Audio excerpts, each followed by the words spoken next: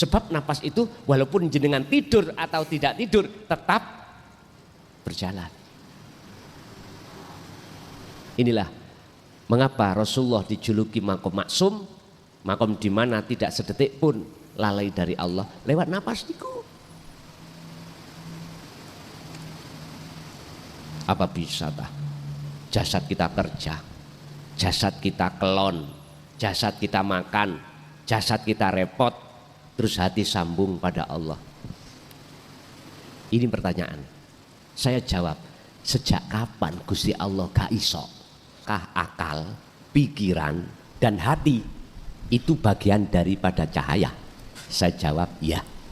Ya. Yang dimaksud cahaya di sini ada dua. Ada nurullah, ada nur makrifat. Ya. Ada nurullah, ada nur makrifat. Yang kesemuanya itu dari Nur Muhammad. Apa maksudnya Nur Muhammad? Allah. Sumber. Dunia dan seisinya Allahu khalaqakum. Asalnya dari Allah. Karena yang menciptakan Allah. Wa ma ta'malun. Dan apa yang muncul dan timbul dalam diri semua makhluk itu sumbernya dari Allah.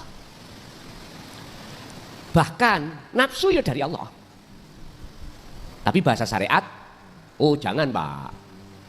Nafsu atau iblis Allah ciptakan dari api. Malaikat, akal ini dari cahaya. Terus manusia Allah ciptakan dari tanah. Beda toh? Makanya bahasa syariat tetap benar. Tapi bagaimana caranya berbagai tiga nama tadi yang asalnya tidak sama itu jadi sama. Kita harus masuk di dalam asupan rubaniyah. Artinya kita harus masuk di dalam pendidikan ilmu untuk mengesahkan Allah. Kalau ilmu itu sudah kita dapatkan, muncul satu keimanan. Yang dimaksud keimanannya itu secara hakikat tidak dari nama-nama tiga tadi, enggak. Terus dari siapa? Dari sumbernya, yaitu Nur Muhammad. Lah Nur Muhammad itu siapa? Allah. Wiji yang terjadi pada hidup. Wiji kang dumadi sak lebeti urip. Kalau bahasa kita itu wujud jenengan itu ndugi sel yang ada di nutfah. Ini. Sel yang ada di nutfah. Itulah wujud rohaniah kita. Sebab itu enggak muncul, juga akan muncul jenengan. Enggak jadi jasad iki. Enggak jadi. Jadi jasad ini wujudnya rohaniah itu. Dan rohaniah wujudnya Nur Muhammad. Lah wujudnya Nur Muhammad adalah wujudnya laisa kamislihi syai'un itu. Jadi leres Pak. Sudah kata-kata, mohon maaf, nur atau kata-kata api, kata-kata tanah, ini sudah parkir. Kalau kita cari aslinya, pun nyun sewu. Kula niki punya pohong, tahu pohong nggih? Kadang dijadikan dewul, boleh nama dewul, dijadikan gedhok, ya, atau jemblem, terserah. Tapi semua nama-nama asalnya dugi pohong. Ini kalau di Indonesia namanya air. Di Arab bukan Pak, ma. Di Inggris bukan. Paham gak maksud lo? Kita itu harus sampai pada keahad ini. Biar tidak akan pernah muncul sifat yang dilarang oleh Allah yang disebut sifat tercela. Biar gak muncul. Langsung masuk pada sumbernya. Cuman harus tahu prosesnya gitu loh Pak ya. Artinya miturut syariat gak salah. Akal malaikat itu diciptakan dari cahaya. Nafsu iblis itu diciptakan dari api. Terus kita manusia diciptakan dari tanah. Apa perbedaannya di antara berapa hal itu?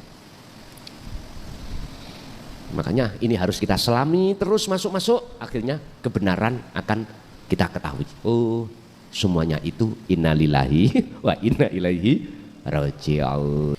Ada makalah yang mengatakan seperti itu, jikalau syariatmu belum mumpuni, jangan pernah naik untuk jenjang berikutnya. Tetapi lewat pertanyaan ini, sebelum kami menjawab, perlu kami tegaskan bahwasanya apa sih syariat itu, apa sih thariqah itu, apa sih hakikat itu, apa sih makrifat itu. Kita harus paham satu per satu. Kalau kami menerjemahkan mudah untuk dipahamkan, saya laksanakan gini, saya umpamakan gini. Syariat adalah sebuah kendaraan. Kendaraan, entah kendaraan apa, terserah. Thariqah adalah jalan. Hakikat adalah tujuan yang ada pada diri jenengan sebelum berjalan tadi. Makrifat adalah nyatane hakikat. Ketika Anda berkendara melewati jalan, mesti punya tujuan. Kemana? Oke, kita ke sebuah toko. Untuk beli apa? Beli pulpen. Sebelum datangnya syariah dan thariqah, hakikat itu sudah ada dalam diri jenengan. Tujuan Anda sudah ada. Saya ulang, sebelum datangnya syariat dan thariqah, sepeda dan jalan, dalam hati jenengan itu sudah ada tujuan untuk beli pulpen. Lah, biar nyata tujuan jenengan berkendaraan. Kalau sudah sampai tujuan, tuku apa? Katakanlah tuku barokah. Sepeda sampai bawa masuk ke toko enggak? Jalan itu juga sampai bawa ke toko enggak? Jenengan hanya membawa tujuan. Masuk ke toko, kemudian beli pulpen. Kalau sudah dapat pulpennya, berarti itulah nyatanya hakikat disebut makrifat. Oke. Bagaimana kita itu bisa sampai pada makrifat? Syariah adalah kendaraan. Mana kendaraannya? Kendaraan sampai menuju makrifat syariat iku apa? Sebab gini Pak, nyun sewu, nanti ada penjabaran tentang masalah syariat hakikat itu piye, thariqah hakikat iku piye, hakikat iku bagaimana? Mungkin itu diterangkan di dalam kitab Sirul Asrar karangan Syekh Abdul Qadir Jailani, kalau nggak salah ya, dan dalam kitab-kitab yang lain. Tapi yang jelas, kalau kita memandang syariat adalah sebuah ilmu untuk mendidik jasmania sampean untuk bisa berakhlak istimaiyah. Hal ini ada kaitannya dengan ibadatul jawareh. Ada kaitannya dengan ibadah yang bersifatkan zahiriyah. Sebab manusia tidak hanya jasmani, uga juga rohani. Dididiklah jasmani kita dengan hukum syariah. Kita bahas, saya tidak membahas syariat hakikat, thariqah hakikat, hakikat enggak. Saya secara umum aja dulu. Dengan ilmu syariah itulah, maka di situ ada batas hukum antara larangan dengan perintah. Mengapa dikatakan syariat? Karena dohiriyah.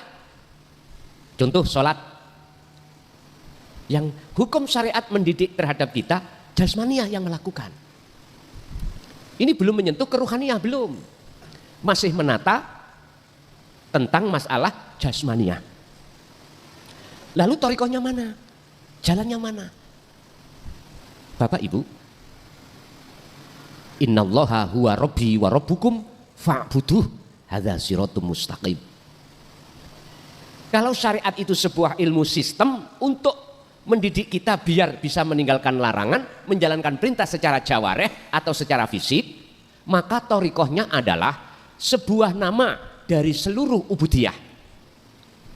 Baik ibadatul makhduf atau ghairu makhduf, murni atau tidak murni. Ini menata jasmani dulu, sebab ada hubungannya dengan hablum minan nas, hubungan sesama manusia, etika, akhlak ijtimaiyah. Sebab kalau ini tidak sampai lakukan, akan disisihkan di tengah masyarakat sesama umat maghrib, tung, gak salat, berarti kan gak ngelakuin syariat, gak melakukan syariat, kita tidak bersyariat, akhirnya digunjing tetangga. Lah, nama sebuah sholat nama sebuah aktivitas sholat, itulah thariqah. Saya tidak bicara thariqah yang dipandu oleh jatman yang mutabaroh, bukan Pak ya, bukan. Saya tidak arahnya ke situ. Saya tidak menyentuh thariqah mutabaroh, itu bukan. Yang jelas thariqah itu ada jalan. Artinya sholat ini sebuah jalan untuk Anda bisa bertemu Allah. Harus dikasih tujuan. Nah, tujuan inilah yang disebut ilmu hakikat. Sebab tatkala jenengan iki sholat tanpa ilmu hakikat, aku tanya, ketemu Allah enggak? Jujur Pak, kami juga jebolan pesantren. Tapi bukan berarti saya alim, enggak. Saya enggak ngaku itu. Oh, ngaku mondokku itu belakrak kok. Iya. Jujur saya katakan, ketika saat saya sholat, ini wajah itu tidak wajiyah, tapi menghadap samawati wal ard. Kejujuran ini harus kuungkapkan. Pertanyaannya, sholat yang seperti ini, apakah dianjurkan? Coba kita buka di dalam surah Al-An'am ayat 79.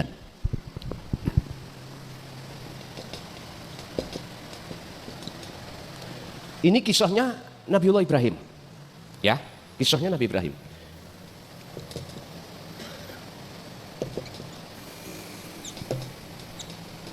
Inni wajjahtu wajhiyah lilladzi fataras samawati wal ard hanifah. Terus di belakang ditutup wama ana minal musyrikin. Artinya gini Pak, jikalau sholat jenengan estu menghadap wajah Allah, berarti marifat toh, karena membawa tujuan. Maka wama ana minal musyrikin, dan saya tidak termasuk golongan orang-orang yang menyekutukan. Gambarannya jenengan sholat atine iki gak eling urusan donya. Ini sama Pak. Sekarang lewat ayat ini saya ambil mafhum mukhalafah. Artinya kebalikan daripada ayat ini. Ketika ini wajah tu tidak wajiyah tapi menghadap samawati wal ard, maka jelas manafi yang ada di sini hilang. Akhirnya wa ana minal, terima gak terima, fakta seperti itu kita. Mungkin dibuka di dalam surat Al-Baqarah ayat 54. Kisah Nabi Musa diperintahkan Allah di tengah-tengah kaum. Oleh karena kaum itu hatinya bittikhadikumul ijla, isinya adalah anak sapi atau sapi, artinya menyembah sapi, maka Nabi Musa diperintahkan Allah ke kaum itu mengatakan, innakum dolamtum anfusakum, kamu itu telah berbuat dolim pada dirimu sendiri. Dengan bentuk apa? Bittikhadikumul ijla, menjadikan anak sapi sebagai penyembahan. Itu kinayah. Maknanya kita itu dalam hati kita ada selain Allah. Itu contohnya saya tadi, ada isinya samawati wal ard. Terus lalu bagaimana? Beliau Nabi Musa mengatakan solusinya, jenengan kaum itu dikongkon bertobat dengan cara faktulu anfusakum, matikanlah dirimu, bukan bunuh diri lo ya, mematikan keakuanmu. Ini akan bisa manakala jenengan paham hakikat, paham ilmu hakikat. Sebab gini Pak, mohon maaf, ilmu syariat itu untuk mendidik jasmani, supaya jenengan ini melakukan ibadah jawareh, ibadah fisik itu betul. Lah hukum ilmu hakikat atau sering disebut ilmu tasawuf itu untuk mendidik rohani, supaya jenengan itu punya akhlak pada Allah. Punya akhlak. Dan atau boleh saya artikan, apa fasilitas yang Allah berikan pada kita berupa thariqah, jalan, sholat, zakat, puasa, haji, betul-betul bertemu Allah. Ini dari pertanyaan tersebut, apakah kok berani-beraninya dia belum bersyariat kok ya wani-wani masuk ke hakikat? Mohon maaf Pak, saya tidak akan pernah menyalahkan terhadap manusia yang mengikuti proses dari syariat thariqat hakikat makrifat, dan saya pun tidak akan menyalahkan mereka yang syariatnya tipis langsung melebu hakikat, karena saya sibuk memandang semua karena Allah. Hanya itu. Jadi perlu digarisbawahi, saya tidak akan pernah menyalahkan inisiatif atau ide sistem orang lain yang sistem itu beda. Mungkin ya, kados jenengan ini masanya sudah tidak seperti waktu jenengan umur 15 tahun. Jenengan sudah melampaui umur 40, 50, 60. Masa sih aku kata mencari setebal apapun syariatku, misalnya nggih. Terus aku tanya, cukup syariat ilmuku sampai kemana? Dikatakan cukup dan diperbolehkan untuk masuk di dalam thariqah hakikat. Bisa menjawab jenengan? Sampai sekarang saya nggak bisa menjawab.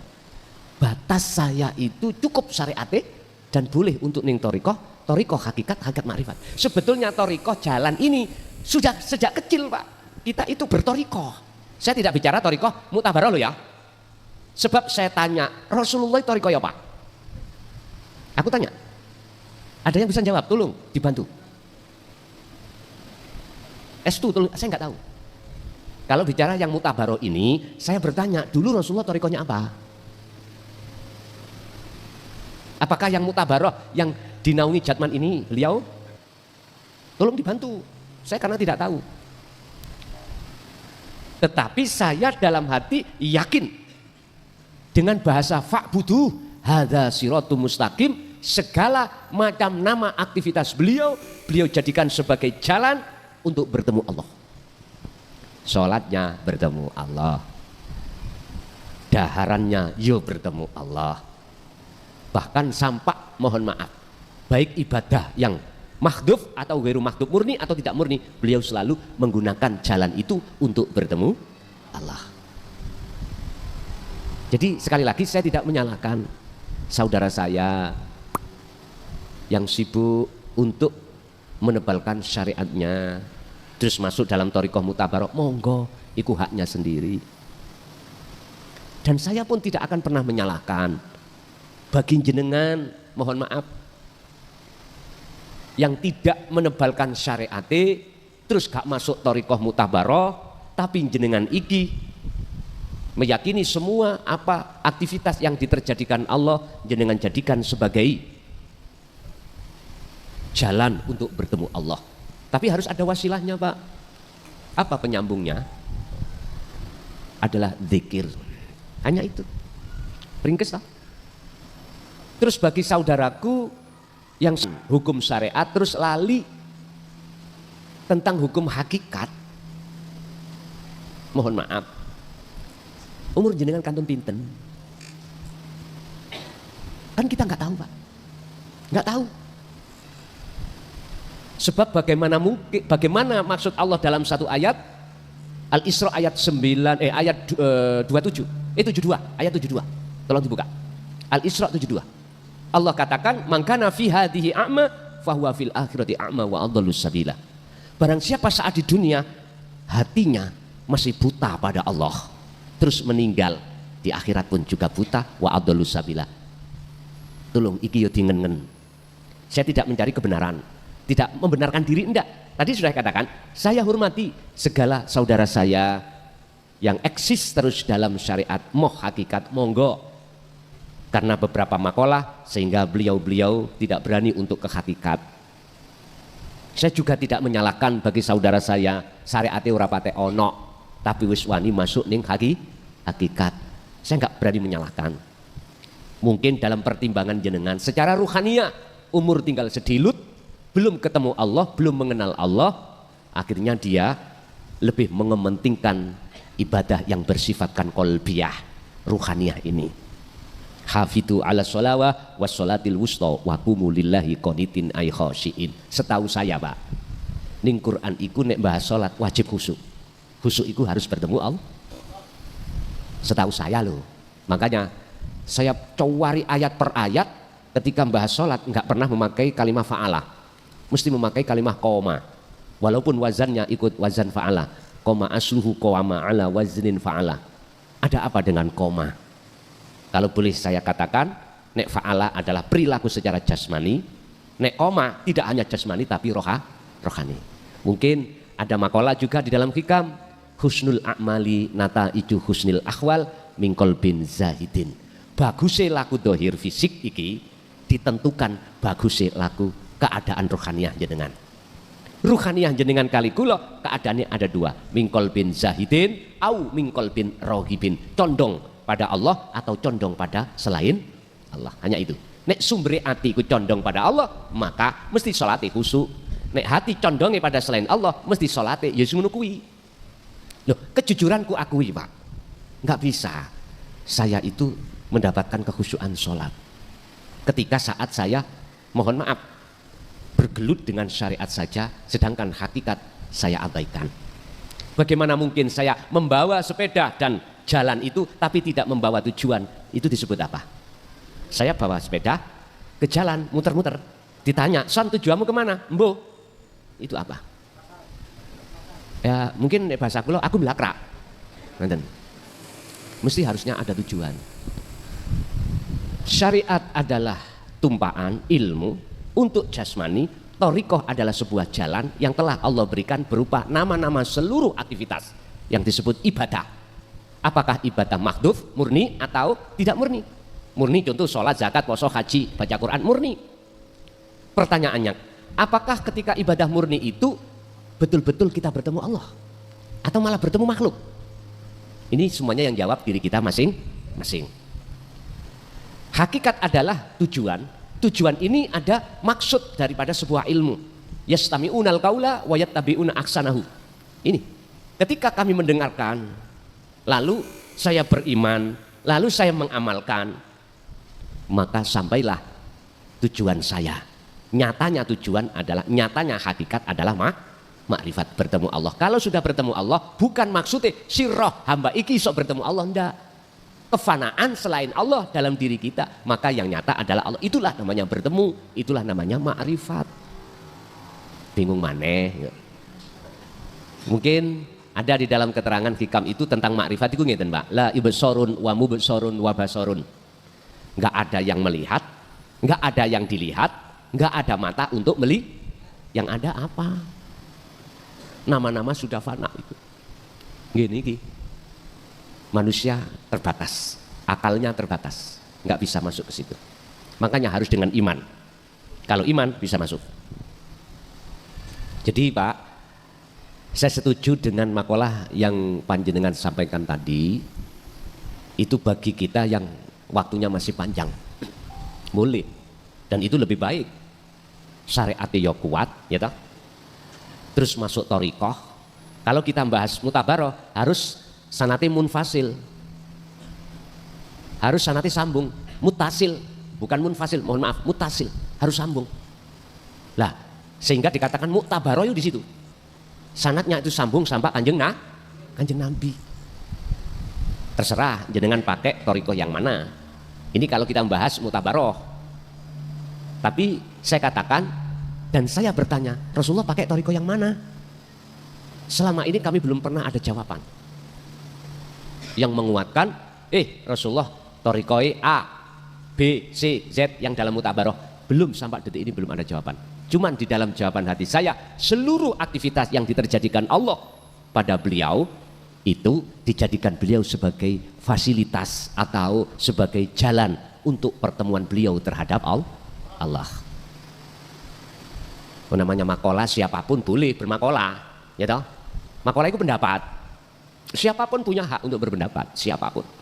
Cuman makalah ini bisa diterima apa enggak? Lah saya sendiri nggak butuh bah kok terima bah nggak butuh itu saya.